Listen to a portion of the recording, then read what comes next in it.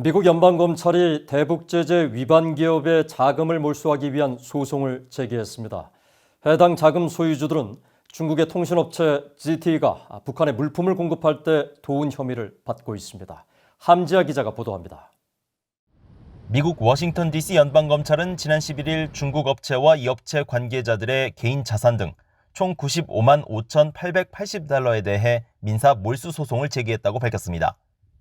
해당 업체는 중국 상하이에 본사를 둔 라이어 인터내셔널 트레이딩 등으로 중국의 통신기업 ZTE가 불법으로 북한의 통신기기를 판매하고 관련 자금을 거래할 때 중간에서 도운 혐의를 받고 있습니다.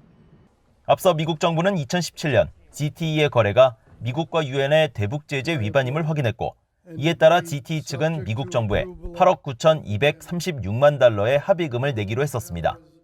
당시 재무부 해외자산통제실 등은 ZTE의 거래가 2010년부터 2016년 사이 이뤄졌으며 북한이 이로부터 약 3억 2,800만 달러의 이익을 거뒀다고 밝혔습니다.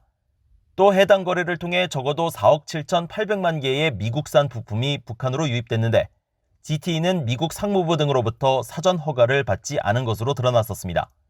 미국 연방검찰은 또 라이어 인터내셔널 트레이딩과 관련된 42만 9,900달러가 익명의 은행에 예치돼 현재 자금 거래가 차단된 상태라고 소장을 통해 밝혔습니다.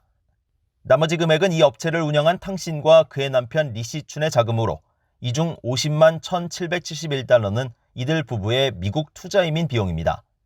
검찰은 탕신 부부의 투자이민 비용과 또 다른 개인 자산 2만 4,209달러는 미국 정부에 의해 압류된 상태라고 밝혔습니다.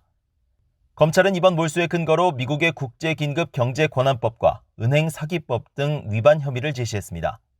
검찰에 따르면 리시춘은 2005년부터 2009년까지 ZTE의 직원으로 근무했으며 2007년에는 북한 사무소로 발령됐습니다.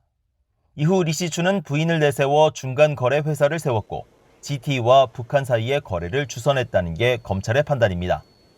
현재 라이어 인터내셔널 트레이딩의 자금과 탕신 부부의 개인 자산 등이 거래가 차단되거나 압류된 상태인 점으로 볼 때 이들 자금은 미 정부에 의해 최종 몰수될 가능성이 높은 것으로 보입니다.